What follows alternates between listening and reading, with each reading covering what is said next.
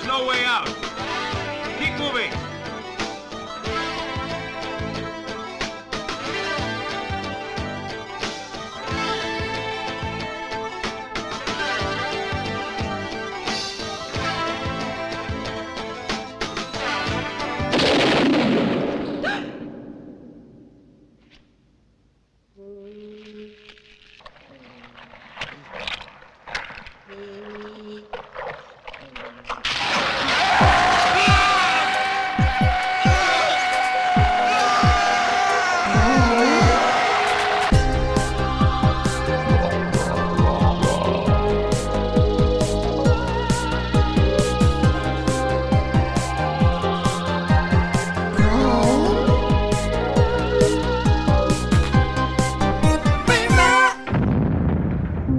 What's up, Rotters, and welcome back to Brain Rot, the podcast that takes a deep dive into the best and worst horror films of the 80s and 90s. I'm Stevie, your VHS veteran. Hope you're all doing horrendously. So here we are, on a Thursday. Feels weird, but I'll tell you why.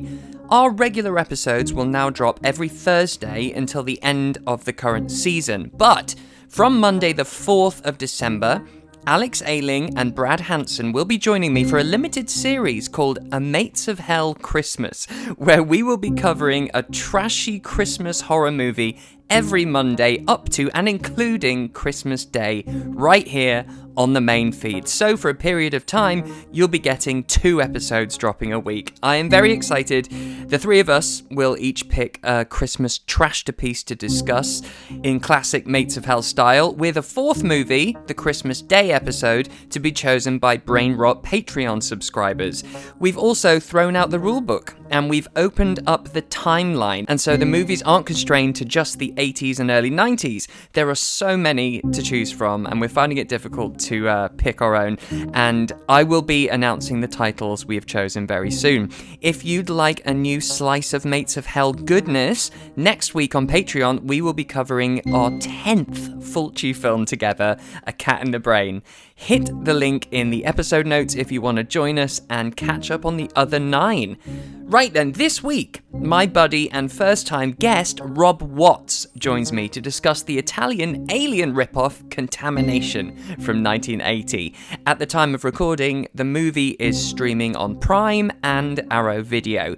You may know Rob from his appearances on the Evolution of Horror podcast, or from his own podcast, KVIKMYNDAPOD, an Icelandic movie podcast.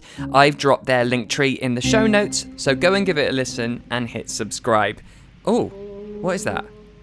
I think I can hear that sounds like a singing alien egg to me, and I know what that means. I better get Rob on before it blows. Rob, what's about bloody time? Hello, how's it going?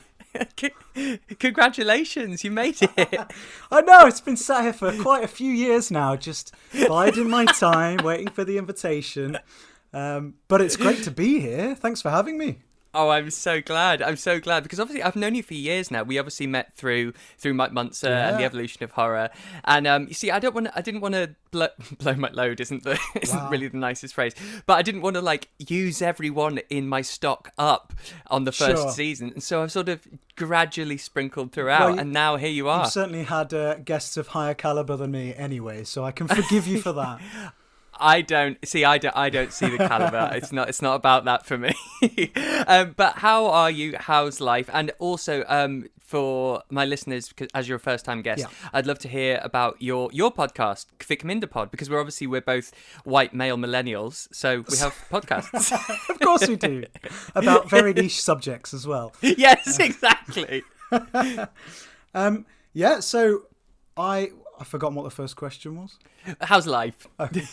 Life is good, thank you very much. Yeah, it's a couple of weeks after Halloween, and just getting into the horror mode. Yeah. Nights are drawing in, so it's quite fun to cozy up and stick a horror flick on. Otherwise, it's all going well. As you know, I am a question producer, so I've been sneaking horror film questions into programs like Pointless recently, which has been a lot of fun. Yeah, it's so good. But besides that, I have a podcast too. It's called KVIKMYNDAPOD, an Icelandic cinema podcast. So it's quite a small kind of area in which to talk about.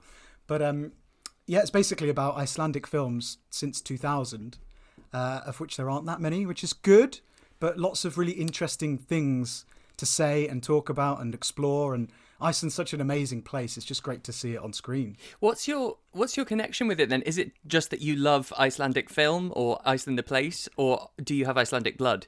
I so wish I had Icelandic or even Nordic blood of any kind. Yeah, Sadly not, but I visited the country once a while back, loved it, fell in love with it.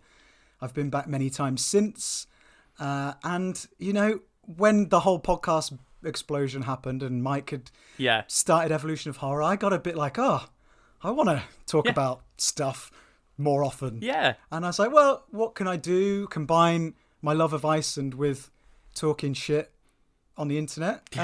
So there we go, did it. And we've done 4 series now, so nearly 5. Yeah. It's wonderful. But the great thing about it, I suppose, is, and that's the reason really I started this, is that sort of niche little sort of, not obsession, but interest that you have.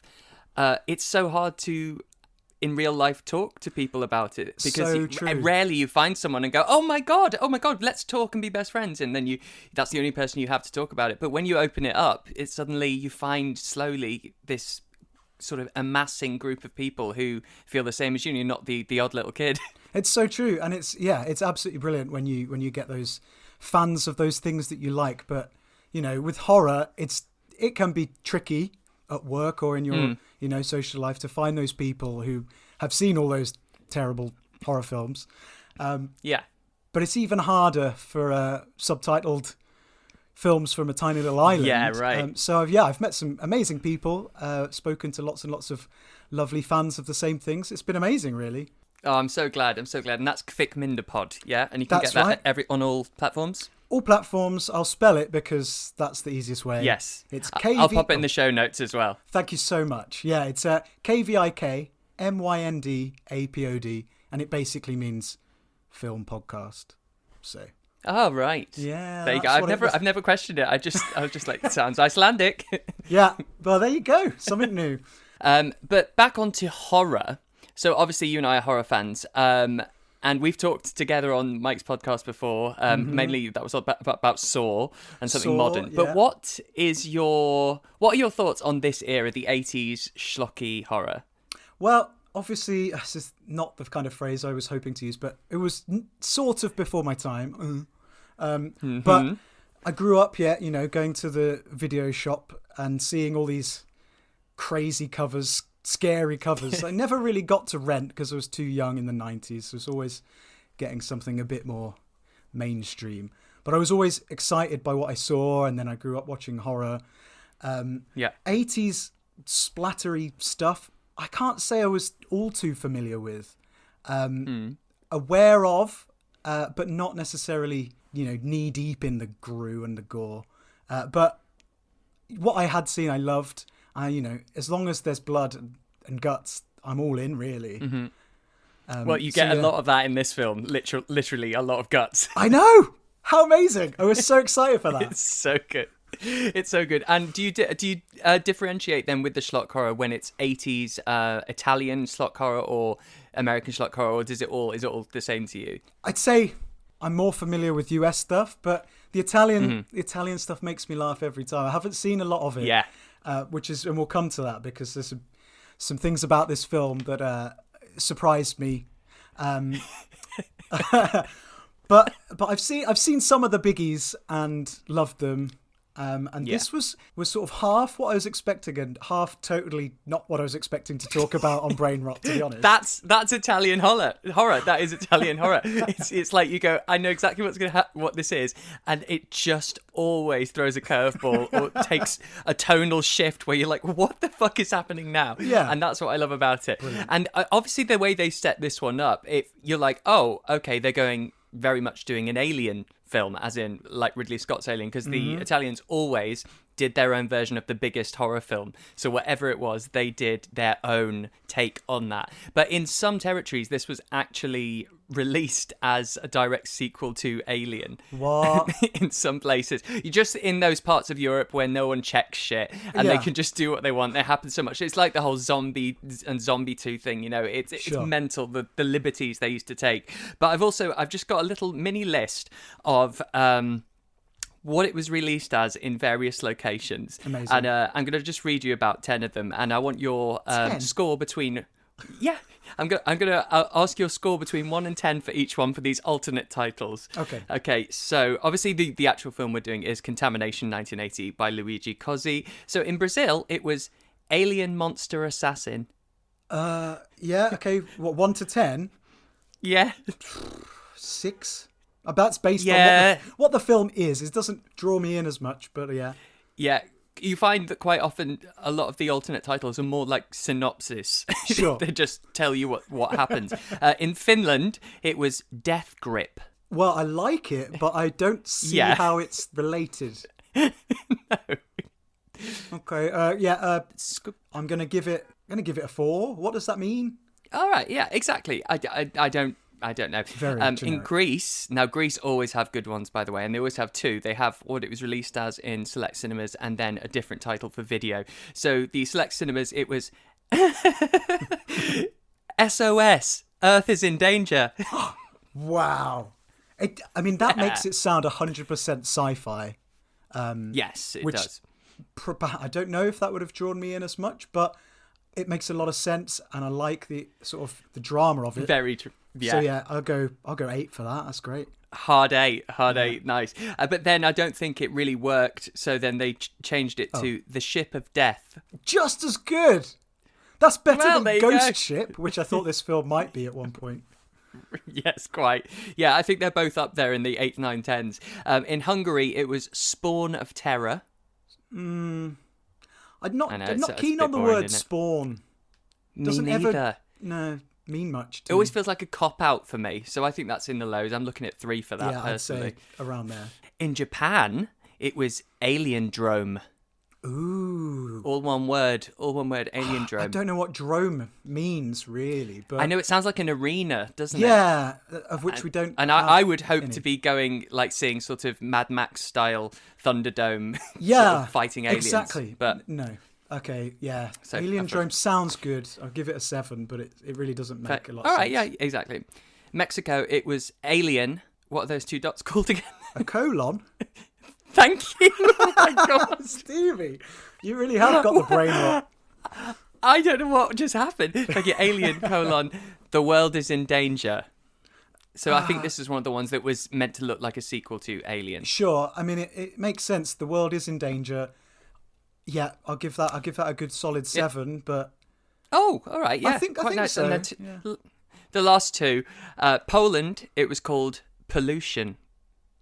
Right. Is that just a bad translation of the word contamination? I think it is. Yeah. I think it is. I don't think they have a literal translation, so maybe it just became pollution. That's pretty bad. I mean, that's a 10 for me. No, really? that's a 10. So it's like, straight in. Is this the happening? No, is actually, I'm going...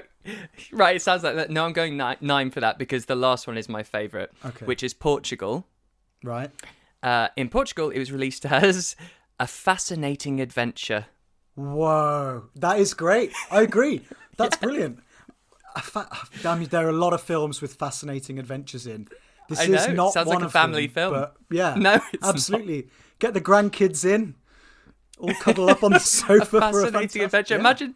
Imagine seeing that VHS, A Fascinating Adventure. You'd definitely grab that for the Sunday tea with the kids. 100%. But it's over here, obviously, we got Contamination, or in some cases it was Alien Contamination. So general thoughts on this film, then I'll get your synopsis. Okay, general thoughts. It starts off very strong. Good solid kind of ghost ship premise. Don't know what's going on. There's these freaky egg things. Cool, like it. Terrible dubbing, as always. Yeah. But I was drawn in. I was quite excited. Plenty of gore. So yeah, I'm here for it. This is good. Oh man, and then it just, the middle period just stops dead. Yes. It becomes like a Bond style completely thriller, but with no kind of sense of pace or action or anything. You're so right. Yeah, everything is ramping up, and then suddenly they're in South Africa and they're having a fun old time in the hotel room. Oh yeah, South America. What's happening today? Colon. Oh no. And then, but they're having it's almost a screwball comedy. All right, get out, you. Hey, she meant you. No, I meant both of you. Wah, wah. And you're like, what the fuck? The world's about to end. Yeah. That's why you flew there. What? Yeah. So that bit was a bit like, what the hell? Which is, in a way, quite a fun diversion, but not what I was hoping for. And then and then we get a slightly stronger final act. That kind of gives you certainly gave me what I was hoping for from probably about 20 minutes in, but sure. Yes. An hour and a half later, that's okay too. Yeah, it felt like they had to flesh it out to get cinema release, because I know at that time there were certain rules about how long a film has to be in order to get onto an actual cinema. I mean, I don't know if that is the case, but also this film was partially funded by an actual drug cartel. Wow. In South America, yeah. And the director had them invest their money, and then it made money, and then this drug cartel were like, oh yeah, we like the movies, super happy about that. I nearly tried to do an accent, but I just caught myself in time. Safe, very safe. safe, a little bit. Stephen. Yeah. So it was partially funded by the cartel. That is mad, especially considering what's going on in the film. Yeah, well, that's what's mental about it, because it's about this sort of illegal exporting, and everyone involved in that dies. Mm-hmm. But hey, I wonder if they used their actual headquarters, that factory, coffee factory. That's what I was wondering. Yeah, I was wondering if they provided locations, and maybe some of the men were actually cartel men, and probably real guns. Yeah, probably, yeah. So for anyone who hasn't seen it... So this is it, is it? This is the time that I synopsise this is your moment. Film. Right, okay. This is when you fly. Okay, so when a strangely abandoned cargo ship approaching New York Harbour is discovered to hold a huge batch of large avocado-like eggs that make humans explode, the military puts Colonel Stella Holmes from Special Division 5 in charge to uncover the origin of the eggs and contain the spread of these deadly squelchy things.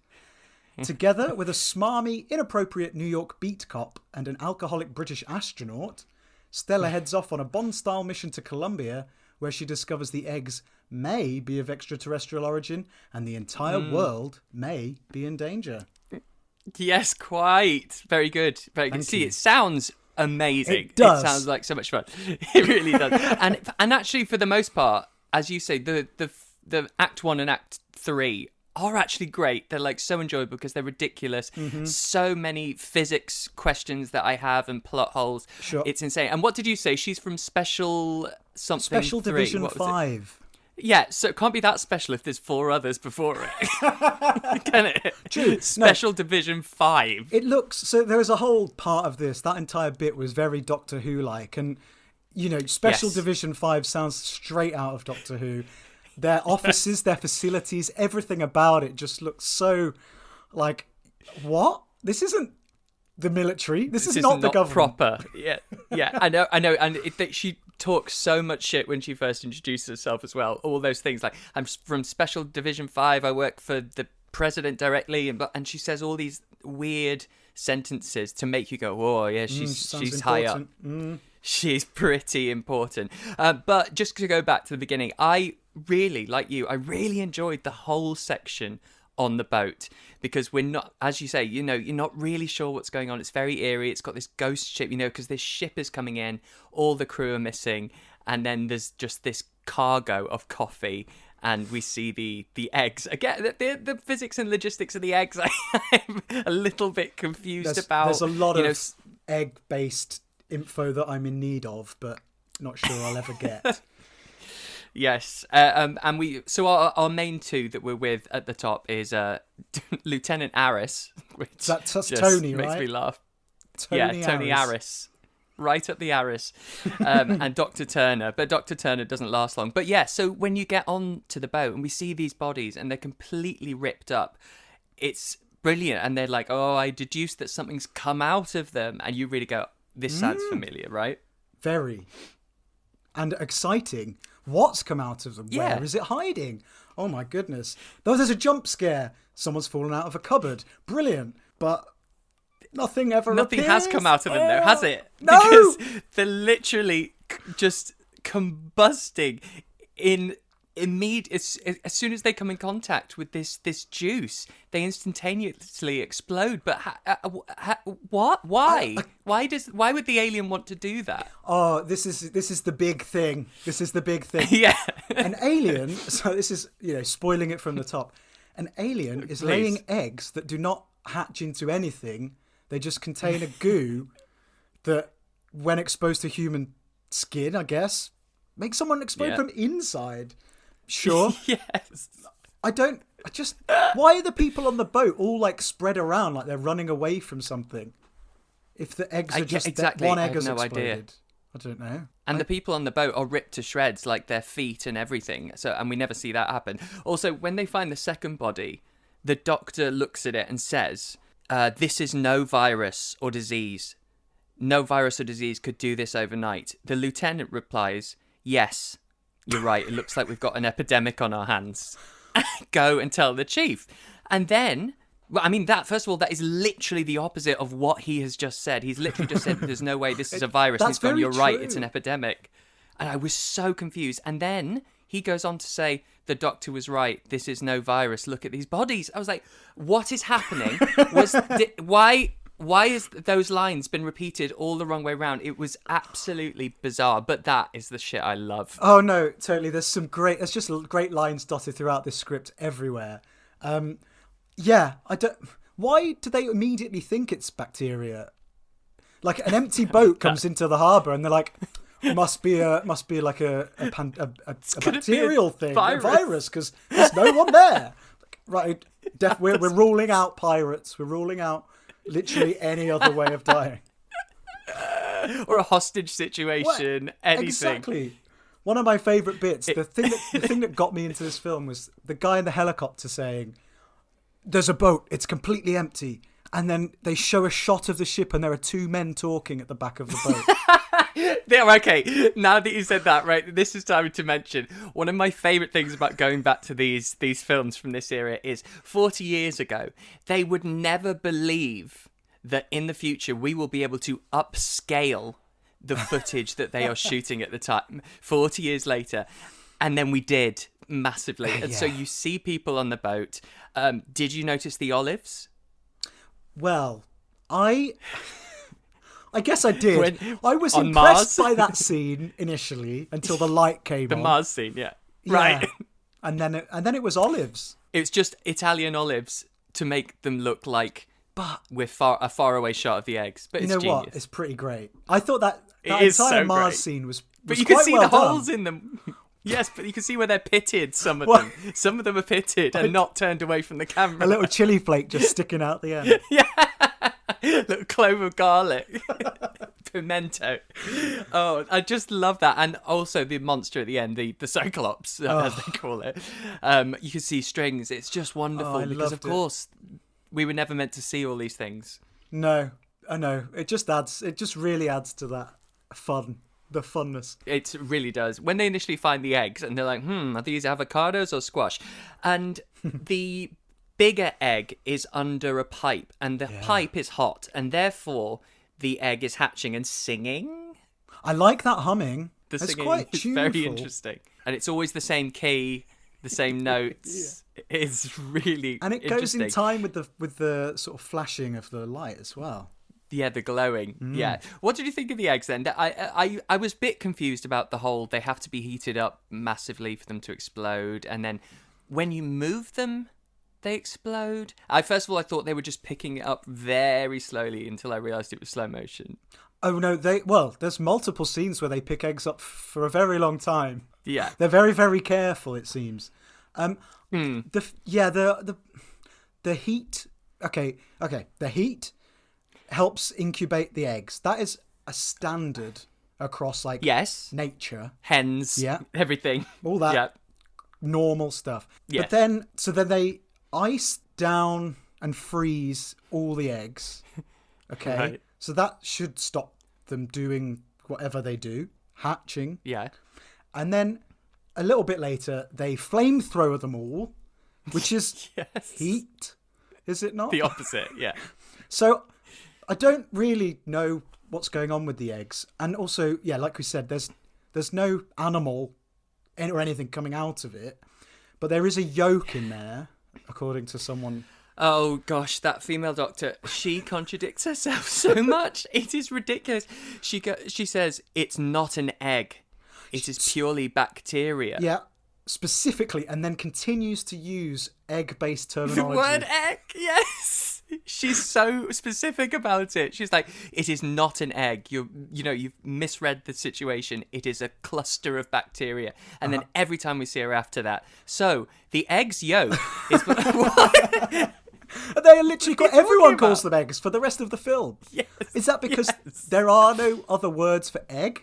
Like, could they not? Or I don't know what shape they are. They're the oval shaped. I suppose not.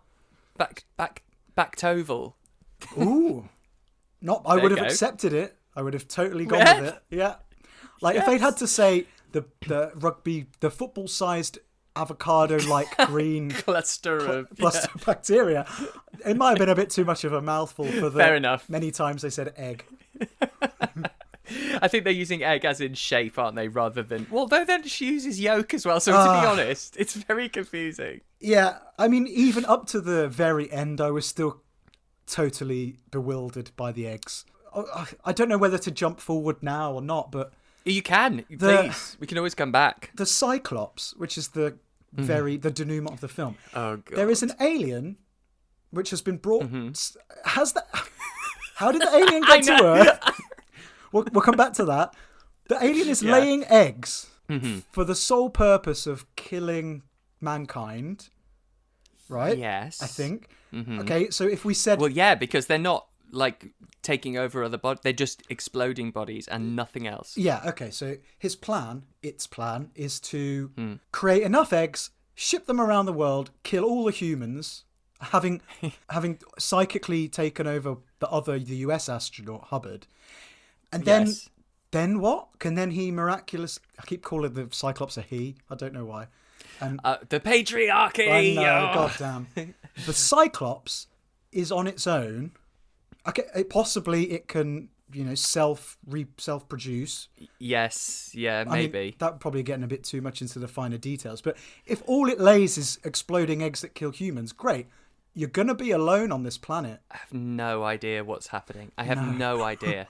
It's baffling, and I thought, because we do get quite a lot of exposition dumps, but nothing that makes anything clearer than where we started off. Completely. Which is incredible. But also, so back to the Colonel Holmes. I love, no, not at all. I love this character because she's a true, she's like a businesswoman, she's a boss, and she likes to make sure everyone knows that she's a badass boss. Yeah. But she's also such a power tripper as well, because there's the moment when Aris says, right, well, I'm done here, I guess I'll leave. And she says, no, I need you. Don't sell yourself short. And he gets flattered by that. And he goes, oh, well, if you need me. And she goes, I mean, I could arrange to have someone much more competent, but you'll do. It's like she giveth and she taketh. Oh, there's a whole dynamic there, though, isn't there? Yes. This is... Yes, there is. Yes, she is the boss woman. And yes, she's like flaunting her power. But at the same time, I think there might be a kindling of something. I'm pretty sure, because the incredible moment where they're tied back to back. Oh yes. And yet she manages to fully turn round to kiss him. I love that. Yeah. And then, but then doesn't think, oh, I can turn round. Well, I think we can get out of these ropes. Yeah. Yeah. She literally rotates her body within the tied knot. It was quite incredible. The lengths you'll go to for that kiss, Stevie. Right. Kiss yeah. Of exactly. It was Brooklyn love. Beat cop. Yeah, he's an interesting one. He's our lead guy, I guess. Is he meant to be our hero? I think it is a kind of a three-way dynamic. They are a team. Yeah. He's not the guy. He's quite ineffective in every sense. He doesn't. Yeah, that's the thing. Help at any point. I don't think, because the other one, Hubbard, the British space man, astronaut guy. Yes. He is the one and we'll talk about these scenes probably, he saves Stella at one point. He also saves Stella and Tony, or not Tony actually. Yes. Whoops. Rest Captures in peace, the Tony. bad guy's wife. Yeah. He's... Yeah. So I think maybe he's probably the second lead. Tony's just the love interest who happened to stumble into this situation. Right. But she does keep putting him down. Like I think he literally says to her, "You make me feel like a caveman." Like a caveman, yeah. I love that. But then he also goes on to say at that moment, "You're the only woman I've never gone past first base with." The only woman.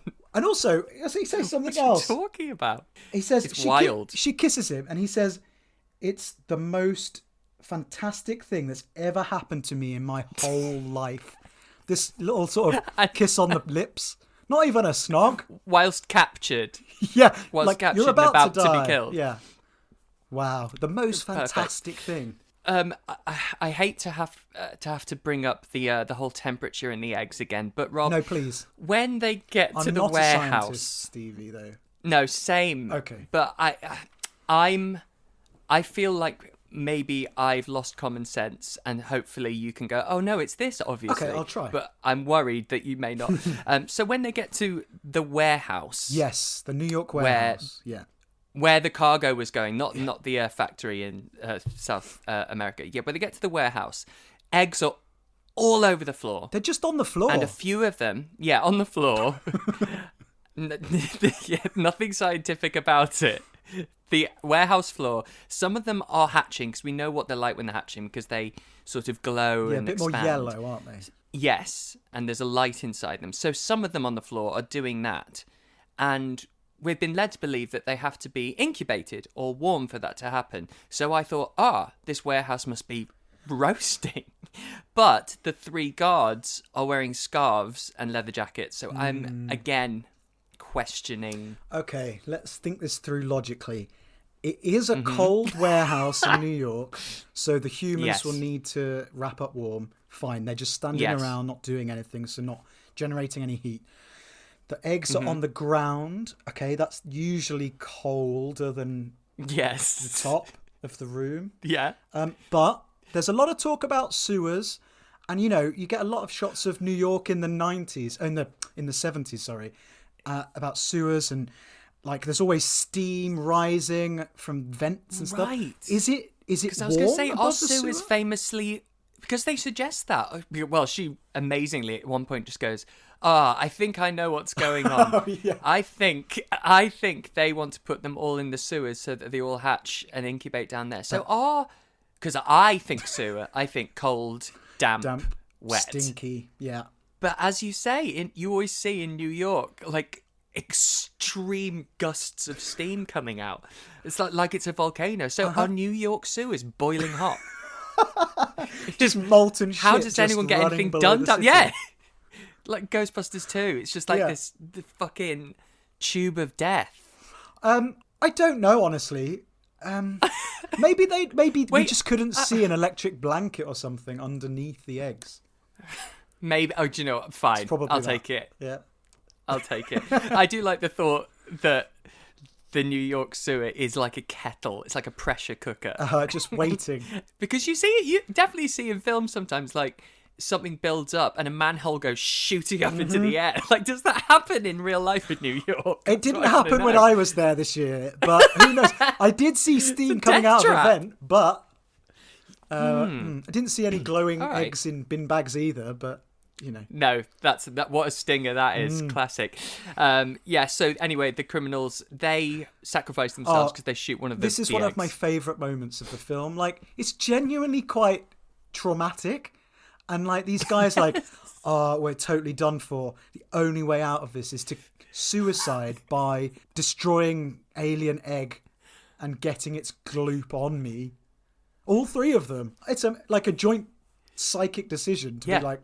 Shoot the egg, we'll die, we'll be fine, that's it. And to be fair, it's pretty instantaneous once that stuff gets on you. I mean, you're not suffering for very long. No, and this is probably one of my favourite bits about the film is they're like, there's no need for it to go through any kind of metamorphosis. You don't need the skin to like sizzle and melt. Absorb it. No. Either. It's just got to touch you. And then, you know what? Every single person will explode in the same way. Their chest will burst. The bit of fabric that's protecting whatever's under there will fly off. And then in a perfect circle. Yeah. And then the innards will fly out. And they will slowly, sometimes very slowly, and with the audio in slow motion, fall to the floor. Yes, that's good. But that's my favourite thing, I think. When it explodes, instead of whatever clothes you're wearing ripping at the seams and, coming off in two, it rips a perfect hole. It's brilliant. Like, it's so forcefully forward. It's like a Tom and Jerry hole when they run through a wall. Yeah, exactly. Absolutely wonderful. We're back. But when we're back with the female doctor, that's when she's like, "Oh, so I've learnt more about these eggs and the yolk. Time for us to learn, Stevie." And there's a wonderful moment because Colonel Holmes goes, "Oh, so if they haven't travelled here, how the hell have they got here? Oh my God, you know that guy we sent to Mars who walked around Mars?" And this is the point when you go, "Oh, okay, hang on." Yeah. She's so confident and calm and casual about the way she says it to the point where I honestly, for a second, Rob, thought, wait, have we done that? No, we haven't, right? No. We haven't actually sent someone to Mars. Oh, okay, so we're not in this world. In the world we're living in. Oh, so your first thought was that actual humans had been to Mars in real life? The way she said it, and also I'd been lulled into the sense of we're watching our current living Earth, and oh no, like every alien film, it's about aliens coming to the Earth we are on now. But when she started talking about historical moments that have never happened in our actual life, I had a moment where I thought, have we done? No, we haven't, have we? No, we haven't gone to Mars. That's No. Quite and amazing. Honestly, my brain, isn't it? Isn't it? I love the idea that, because I'm very much one of those people who just lets the film wash over me and I don't question anything ever, to the point that I can't even predict an ending before it happens. And then you are there going, well, this really lifelike film that we've been watching so far, have we been to Mars? Considering honestly, we've only just landed on Mars as well. Right, I know. That's what made me go, no, we haven't. And also, I'm sure we'd talk about it more. But yeah, so it also is such a random moment that you go, oh, for fuck's sake, I wish I'd known this earlier. Yeah. I mean, it's great. Because I probably could have told you immediately when the ship came in and saw eggs. I went, it's probably about the fucking Mars landing. Yeah. If the film had opened with a Mars landing, we would all be, you wouldn't have had to question it. It would have all been fine. But it is a great moment where just apropos of nothing, she's like, come to think of it, we did go to Mars. And it's probably that. It's like, oh. Yeah. It was only 2 years ago as well. I love that. Well, doesn't one of the astronauts literally say, oh, it was just so long ago. 2 years ago, we went to... What? 2 years is not a long time. It's the next line. It's the next line. Also, he's like, I don't know what Mars is. he's a whole other thing. But yes, so it's so in perfect timing that she remembers, oh shit, we did go to Mars. Maybe something came back. So they tell us this slightly convoluted story about Hubbard and Hamilton, who were the two astronauts who went to Mars, and then later on we found a bit more because we actually get a nice flashback, but they're going to go and visit the only one apparently who survived, which is Hubbard.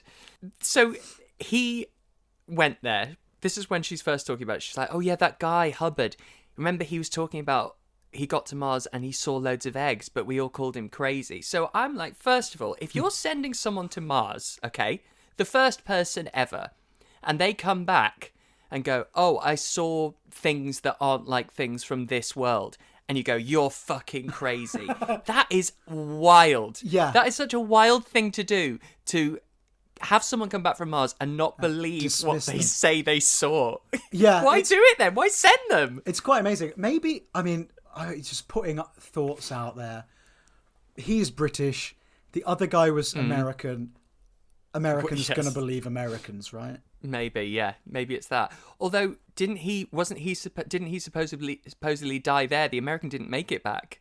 No, he made it back, but then he died like in Florida or something. He was out flying and his plane crashed. Right. I love it. And no one questioned it. Like they couldn't find I assumed they couldn't find his body, but he was dead. Well, yeah. Oh, yeah. How did they confirm that? I mean, they clearly didn't. Fine. Fine. So they visit Hubbard, and what did you think of him then? He's our sort of Michael Caine character, I guess. Yes, I mean, I liked the opening shot for him, where it's just a slow pan through his somewhat messy apartment. It's like there's a few... meant to look really run down, I think. It just looks like a standard like student digs or something. But yeah, it's like a couple of newspapers, bit of food, couple of beers, and then he's there. He's just a drunk. He's a drunk. Yeah. Of course he's a drunk. It's classic.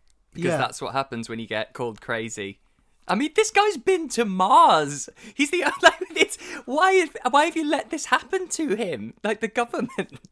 I mean, it sounds like the case of him talking about what he saw was massive, and the entire world, fought against him, told him he was wrong, must be crazy. Dismissed it. He should be, by rights, a lot crazier than he is at this point. Well, yeah. It's like, he's literally been to Mars. And now here I am, just looking out my window, drinking some beers. Like, and if that's meant to be a squalid apartment, it's got a great view of the Hudson or whatever. It has. Maybe he is being looked after. Yeah, maybe they just paid him off. That's what I reckon. I quite liked him. This is Ian McCulloch, right? Yeah. Because I was very confused as the film opened. It's like, starring Ian McCulloch. Now, like we were saying at the very start, my knowledge of 80s horror is not great. Certainly not Italian horror. So, in my mind, Ian McCulloch is the lead singer of Echo and the Bunnymen. I was like, no way have they got the lead singer of Echo and the Bunnymen. He wouldn't have done... He could possibly have done an American horror film before they got big. And obviously it's not him, is it? It's not, right? Okay. I don't know. I don't know who Echo and the Bunnymen is. So they have the famous song, sounds wonderful. "The Killing Moon," which is in Donnie Darko, quite famously. I would sing it for you, but I won't, for everyone's sake. I know you'd love to hear it. Maybe I'll pop a clip in. That's a good idea. It's a much better idea. Okay. So it's not him. So for a while I was quite confused, and then I realised it's the guy who's in Zombie 2. Yes. Which the beginning of this film is very much like as well, with the empty boat just washing up in New York. Like, right. It's like, here we go. He's making another similar thing. They love him out there. Clearly. Out there in the Itali. Yeah. But yeah, I think he's... Yeah, I think he's fun. I think it's a really obvious character, though. Obviously, the drunk sort of... It's very Jaws, this, isn't it? He's like, I've seen some things, Nobody believes me. I'll take you out there. But we get the flashback to Mars. And I think it's, as you mentioned earlier, I think it's done really well. I think so. It's so simple and so just... Yeah, look, it feels otherworldly. It feels, although I'm pretty sure Mars is meant to be really hot, isn't it? But it was. Well, they're on the ice, the polar cap. That's what they said. But I didn't know it had full polar caps. No, neither did I. Didn't we only recently find out there's ice? Maybe, but also they're on the polar ice cap, and the eggs are being incubated in a cave. Oh, don't do it to me. And when you say eggs, you mean olives. Sorry. So yes, the calamari olives. I can't wait. Calamari. I cannot wait. I cannot wait to post a picture with this, because there's this wonderful cave that they've obviously made a model of to look like it's a giant cave, and they've obviously, they've used little green olives to look like the eggs, and it's just glorious. Yeah, it's glorious for that reason, but also I think the first shot you get of it when it's dark, it's like it's quite clearly trying to be, remember that scene in Alien with the crashed ship and the cavern full of eggs? We've done the same thing. And in the dark, it actually looks semi-effective. As soon as that light comes on, like face palm. Charcuterie board. Yeah. Just pop down your local small plates place. It's all made of Parma ham, the actual walls. It's just the inside of a pig's rib cage. Yes, that's exactly what it is. Basically, that's what it looks like. It looks like a rack of ribs. What about the exchange that Holmes has with Hubbard? Oh yeah, when she's like, "Oh." She's calling him a whiskey-soaked bum to try and get him out of his slump, and he slaps her so hard, and she's like, "There he is. That's the guy I was looking for." Is it Hubbard or Hamilton? I forget which. I meant.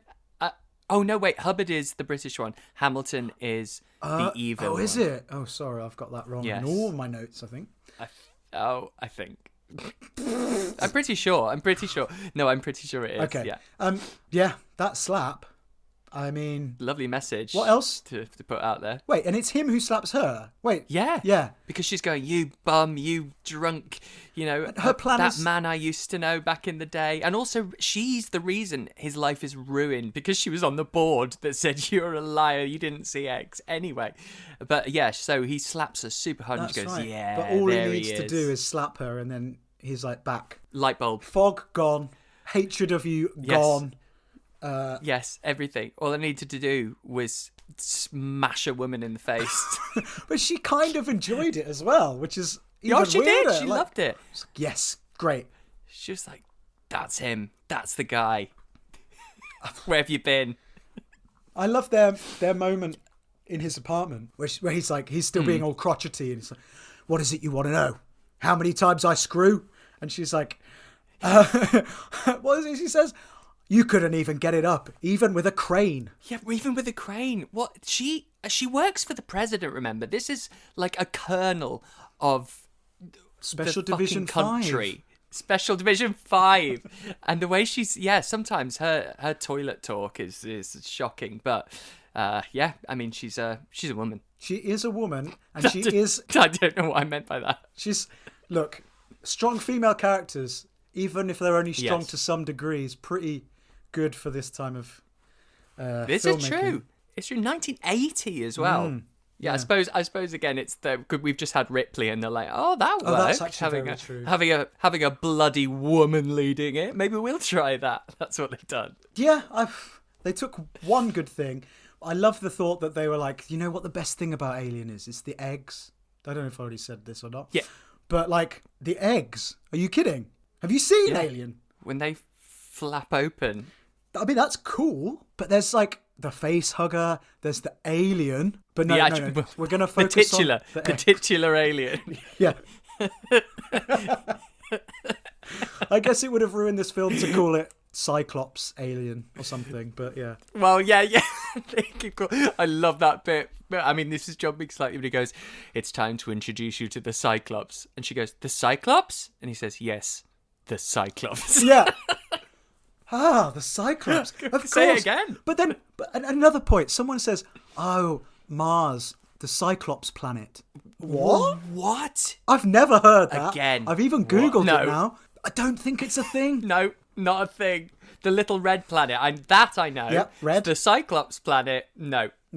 No idea. But they head on a jolly, don't they, to South America, the three of them. So we've got Hubbard, Holmes, and Aris. And they've been tracked by some evil guy in a suit on a yacht. Now, did you know, when did you clock that this was Hamilton, the other astronaut? Because it took me a lot longer than I think I was meant to know. I mean, in the back of my mind when they said that the other astronaut died, I was like, something was saying he's probably going to appear. But again, like I said, don't think these things through. So it happened. And then because the first person we see is the hench person, the Scandinavian lady or German lady. Yes. I was like, doesn't feel like we should, assume she's the big baddie. This was where it starts to feel very Bond-like. When we do discover it's one of the astronauts, whichever one it is, I was like, it does. Yeah, sure, gotcha. Don't know why. Don't know what you're doing, but sure. Yeah. No, the whole South American caper section, it just feels so bizarre and so out of place. And as you said, it feels Bond, and the entire tone changes, and it's comedy as well. There's lots of like one-liners thrown in there. Yeah, totally. But then it starts to get back into it. because we have the moment where they're all going to go out for dinner. Also, like, arrange you to go for dinner like they're on holiday. Oh, they turn up and like, we've got to get going tomorrow, though. And then suddenly, it's still so bright. It must be like 2:00 in the afternoon, but we'll just, she's got time to shower, get ready for dinner, because she doesn't go anywhere, without having a shower and doing her whatever. Right. Yeah. Ever. But this whole shower section, now this I did kind of enjoy. Again, there are some logistics and questions that I have. I did, yeah. Oh. I didn't know that do not disturb in South America is no molest. No molesting, it looks like. It does look a lot like that, yeah. That's language for you, Stevie. But also, no molest. And I was like, I didn't know. Surely you don't have to tell people not to do that. That's but true. I would hope not, but it was actually Spanish or Portuguese. What do they speak in Colombia? Portuguese. Spanish. Yeah, Portuguese. Oh no, it's they are two different languages, Stevie. Yes. Don't do geography with me, because honestly, with Brad and Alex, whenever something geographical has come up, I've just made a fool of myself. Amazing. Honestly, it's very fun. But I enjoyed the fact that someone comes in white gloves and puts an egg in the bathroom. Now I don't know how they carried it. Well, he's got because that moment is very Giallo-like, isn't it? So I was like, oh, okay. Suddenly we're first person. He's Italian, he's friends with Fulci, whatever, and he's got this rich history.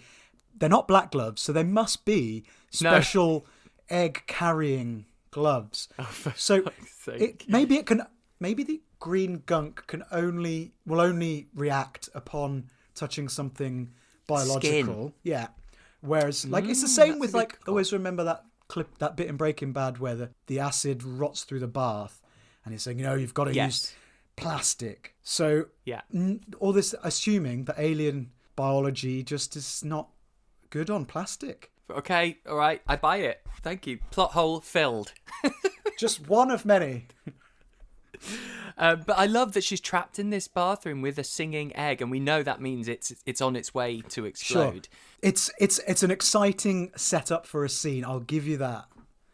But goes on a bit though. It goes on a bit, and the silence, which I think is meant to increase the tension, just makes it dead.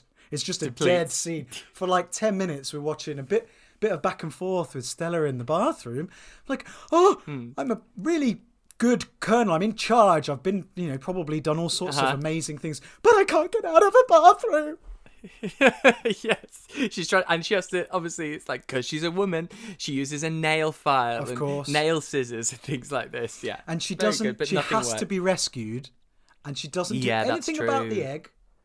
I'm looking at the geography of that bathroom. If worse came to her, she could hide around the corner of the shower, or put the shower curtain over the egg. Yeah, many things, but she just needs to be a damsel in distress for that moment. Yeah, it's true, actually. All of that build-up of her being this Ellen Ripley hero, and actually she is, she needs to be saved, and she's only got a nail file, and she's going to get killed by the egg. You're right. Yeah, no, they didn't follow through on that. I'd like to hear why you enjoyed it so much. Well, I just enjoyed the thought of this singing egg. It's a ticking time bomb. And I suppose I enjoyed it because we've just had them basically having frolics on holiday. So it was nice to get back to some action, I guess. Sure, yeah. Now, there's a symbiotic relationship, right? Because, okay, evil guy Hamilton, the one who's behind it all, the astronaut who looked into the cave and saw something, came back and then died and disappeared in Florida. Mm-hmm. So obviously there was some sort of connection, because we do see that the alien can sort of entrance you, but he knows, he can feel what's going on, so he is sort of taken over by the alien. I think that's the idea, because initially I was like, what has he, why would he be doing all this? It's like, because that setup of this guy trying to kill a load of people around the world to take over was very sort of Halloween 3 like. I was like, okay, I like this kind of sci-fi idea. And then I was also like, well, why? Yeah. And then it turns out, okay, for some reason the Cyclops can only have a psychic connection with him. Maybe it's one person at a time. I don't know, but he's under his bidding. Mm-hmm. I mean, why? Who are we to, question what an alien can do to a human? Fair. But it does seem very selective, because he's obviously got him under control to do all this like shipping of the eggs, but then he can sense when trio the eggs turn in up. Trouble, or the eggs are in trouble as well. Yeah, the eggs are in trouble, and he knows that the trio are there because obviously their plan is they've got fake passports, they've chosen new names, no disguises, but because that'll do, and they're hoping to get to the factory, which they do. They get to the factory, go, "Hi, we've come all the way from America. We're interested in exporting some coffee beans from you." And they're just random. This Mr. Gomez goes, "Oh, come, I'll show you around the..." Like, this plan, I'm not sure about the plan. Like, there was no prior sort of notification that, by the way, can we come to the factory? No, I won't. I mean, it came across to me like they were just turning up to see if they could try the different coffee. I was like, well, actually, yeah, they don't really talk much about the exporting. It's more like, no, can we try your coffee in this factory? And they never factory? quite get to the point where they're like, but can we see it grow? Because obviously the eggs aren't just going to be sitting around in the factory. Appear from nowhere. Yeah. Yeah. It was all very, I don't know, slapdash. I'm not surprised they got caught. No, not at all. And I what I didn't understand also was, why is the astronaut Hubbard flying around in a plane? No, but that was one thing I thought that made sense. Like, they had thought, oh well, these eggs need to be grown. Oh, I Maybe see. if he's we looking fly for around, them. Yeah, he's looking for them. He wasn't. What, you think he was just having a little jolly? Yes, I did. I thought he'd drop them off, and then he was just circling until they're ready, like telling a taxi to wait. Sure. I love that very much. I think there was more to it. Yeah. That makes sense, because he does crash. Yeah. I love the thought that they, like, his plane crashed, so he's dead. When we already know that a plane crash and he wasn't dead. He wasn't dead. The man in charge. Yeah, the guy who literally is alive, but everyone thought was dead because he crashed a plane. Yeah. Here's this has crashed and goes, he's definitely dead. Exactly. We've fallen for it once, but not twice. Come on, guys. That's such a good spot. Like, of all people ever, he should be like, we should definitely check if he is dead, because that happened to me once. Fantastic. But then this is the moment when they get tied back to back and they have this bizarre exchange, and they're all lovey-dovey. It's great. We've already talked through the dialogue, but like, it's that thing of, yes, Stella is intelligent. Tony is, I don't know what, he's supposed to be like the brawn or something, but in this moment, they're both just madly in love, or desperate. I suppose in your final moments, you just want a bit of love, I suppose. But yeah, it's just the way he's like, you make me feel like a caveman. I mean, he didn't act particularly well at the start, did he, when he was in that glass room? So I agree with her. I think he is a bit of a caveman and a Neanderthal, but it's just, I love that he's coming out with it now and going, you've hurt my feelings. Obviously, the big bad, what's his name, Hamilton, he also does the wonderful thing that all evil villains do, especially in things like James Bond. Unprompted, tells them the whole plan. I love that. Like, I would literally have that exact note. I love it. Yeah. Just gonna ream off. Ship them all over the world. Wipe out the humans. And it was at that moment where he's like explaining his plan. I was like, but what do you get out of this? Yes. Because I'm confused. Because he's like, a superior being talks through me and uses my body. Okay, so that's once when we find obviously that it's the out, alien. okay. And then so then what do you think of this final act, I suppose, which is meeting the Cyclops and what the Cyclops is doing? It's very slow. This is the thing. Obviously, it's controlling one person, but then it takes a good 10 minutes to draw you about 4 meters towards it so it can eat you. Yes. I loved, as I said, I loved the fact that we got to see the thing, the thing that we're expecting to see at some point. Yes. I wish it hadn't taken so long. But it's great. I actually quite liked it. The design is quite sort of octopussy, not to make a Bond joke. Yes. And a bit like the Simpsons aliens. From the Simpsons, yeah. Totally. And yeah, I quite liked it. Like, I don't know much about the making of the film, but it looked quite effective. It wasn't on screen for a lot of time. No, it was meant to move. It was meant to move a lot more, but they had mechanical breakdowns. So that's why you get a lot of footage of just its eye glowing. But also, I think that kind of helps, because like if it's all about his eye, if that's why Hamilton, yeah. If that's why Hamilton is under his spell, then that eye needs to be quite magnetic. And I was like, actually, it's doing quite a good job of drawing me in very slowly towards the TV screen. And it was glowing like the eggs. It's like, okay, there's a bit of, I like this continuity mirroring there. Yeah. But you're right. I don't know why it took so long for them to be drawn towards it. Maybe all his energy was in Hamilton. Yeah, that's a good call. And that's why he couldn't move. That's also interesting, isn't it? It has to make you come all the way within reach so it can then suck you down its tube. But when it does suck you down its tube, amazing. Pretty awesome. It's pretty awesome. By that point, I'd definitely got quite tired of seeing people's chests explode. Yeah. Like, great. Blood, guts, explosions, brilliant. Some deaths by gun, fire, brilliant. Being sucked into this tentacle thing.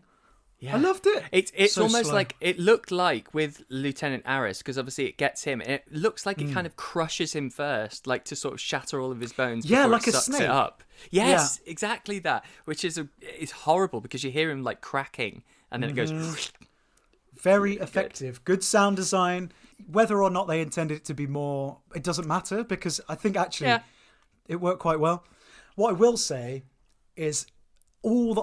I keep wanting to call him an octopus now. All the Cyclops stuff is so good and so kind of like forward propelling. Like, I want to see this. What's going to happen? And then they just dead cut to a really slow, quiet, boring scene of Hubbard dragging the hench lady Perla towards it. I'm like, there's got to be a way of intercutting these scenes that keeps the pace, that keeps... I know. I just was like, you're taking me away at just the wrong time. That happens quite a lot, doesn't it? It's like they don't have the conviction to keep you on something. They keep like losing they sort of lose their nerve on things, and that you're so right. It just completely breaks it, and then it turns very Bond again. You know, it's the sort of, you know, you got the bad guy who gets thrown into the shark infested water or whatever it is, basically, and it's that, and then we get this. Does the Cyclops get shot in the eye? The Cyclops. The Cyclops? I mean, it's just so, he is a Cyclops. It is. But when you hear that, you picture the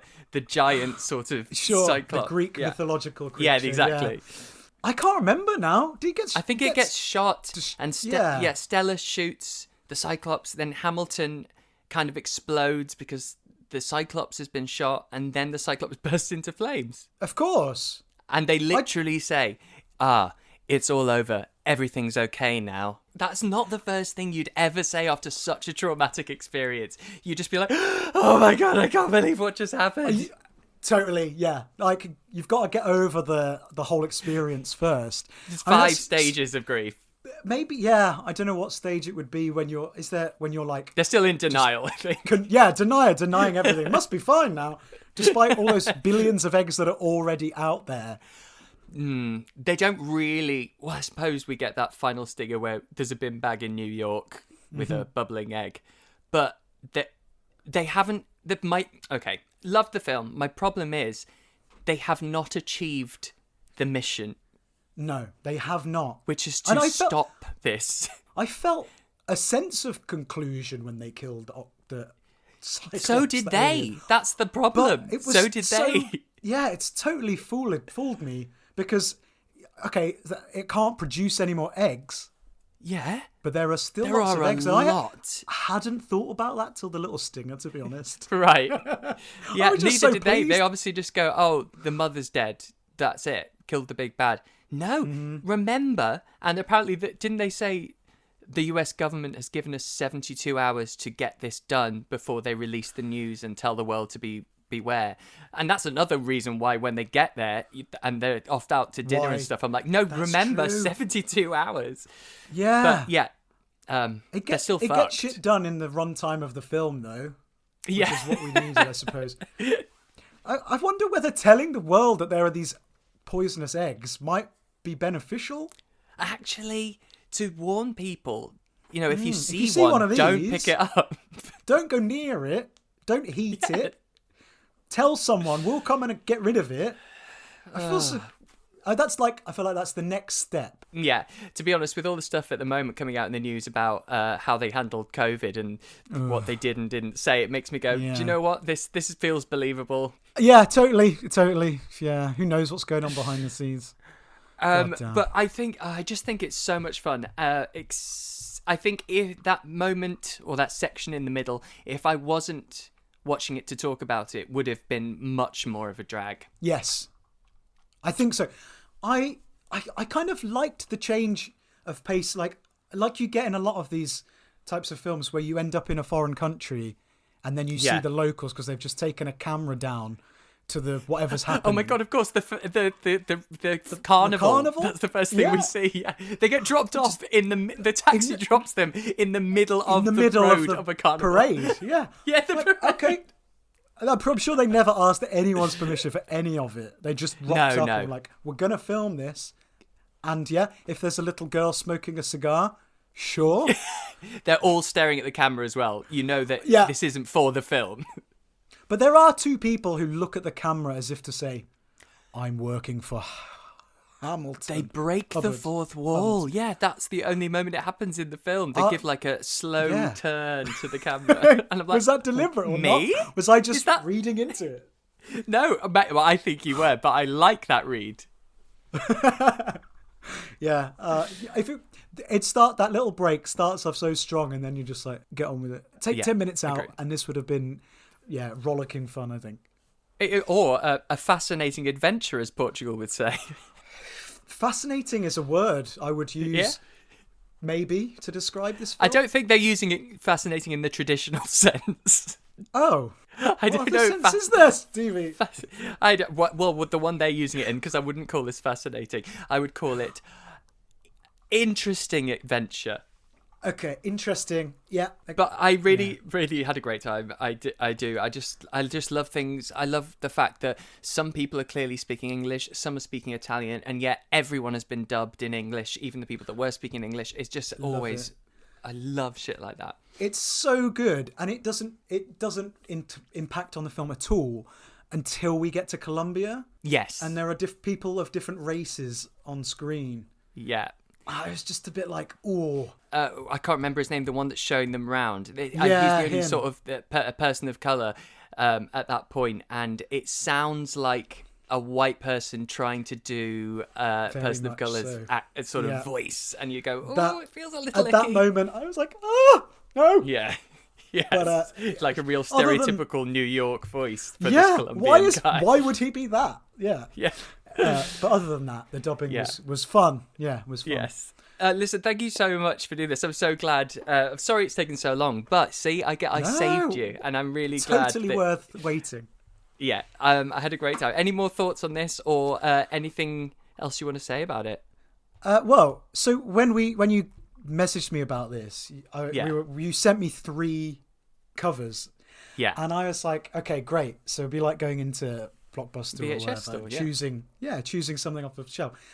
And so I was looking at these 3 covers and I was like, okay, I don't know which one to choose. But the one for Contamination, to me, looked like Cillian Murphy in an astronaut's helmet above a bunch of horseshoe crabs. I was like, right. And then I was like, okay, Cillian Murphy, a film called Contamination. It could be 28 Days Later, but from the 80s. It's not. No. But I loved it anyway. Also, I didn't have the heart when you were like, I'm going to choose the crab monster ones. I was like, I don't have the heart to tell him there are definitely no crab monsters in this. So I thought, I'm just going to let you sit down and wait. It was perfect, though. Knowing nothing at all about a film. Yeah. It's so rare nowadays. And for your suggestion of saying, why don't you send me like 3 VHS or poster covers and I will judge by the cover, which is what we used to do. And you did that. And honestly, you've inspired me from now on. Every guest, that is what I'm going to do because it's amazing. So brilliant having to choose from the cover. It's such a great idea. I can't believe I hadn't thought of it. Brilliant. Oh, I'm glad to have influenced the podcast in some way. Absolutely. What's going on? Where are you with KVIKMYNDAPOD? Have you finished the current season? So this year's been very, very busy in terms of fun stuff outside of podcasting. Right. So we've done 5 episodes, and the plan is to do a final episode before Christmas. So there will be one more coming, and it will be pre-Christmas. So that's exciting, something to look forward to. Haven't chosen the film yet, but it will probably star... you might know this guy, probably not from his name. Olafur Darri Olafsson. Does that name ring any bells? Do you know what? Weirdly, it does. But why? He's probably the most famous Icelandic actor working in Hollywood. But he's in The Meg. He's the really big house Scandinavian guy. Yeah. Yeah. Fair enough. So there you go. So hopefully it'll be one starring him. And yeah, that's it for this year. And then next year, there's so much new Icelandic cinema coming out. It's just a case of whether or not we get it in the UK. Oh, which we've hit that brick wall a few times, and I'm hoping 2024 is the year they just go. Some distributor is like, let's just release them all because they're so good. What's the harm? And we deserve to see them. Yeah. But it might take 40 years, like some of these 80s horrors. I still get it with these. There's a lot of these that are available in America to stream, but just not in the UK yet because someone hasn't picked up and said, yeah, we'll foot the bill for sort of putting it out on here. That's it. Yeah. It's really annoying. But this is currently on Prime, I think. Is that where you watched it? I did watch it on Prime. It sounds like it's like everywhere. So, and on Shudder this and one's stuff, so very available. Thank you so much. And I won't leave it too long until the next one because you've been a great guest. Thanks so much, Stevie. It's been so much fun. Thank you, mate. There we go. Thank you so much, Rob. What an awesome guest. It was really worth the wait, and I can't wait to have you back. All right, me lovelies. Well, next week, I will be discussing Lone Wolf from 1988. I know I hate werewolf films, but I've not seen this film, and so I thought I'd give it a go. And Chandra Ruick, casting director, will be returning to Brain Rot after we discuss The Mutilator on the last season. I cannot wait. So, as always, pop to steviesbrainrot.com to find our socials and join our Patreon where you can get a host of back catalogue episodes and, of course, all of the Mates of Hell episodes. So until next week, Rotters, next Thursday, remember, toodles!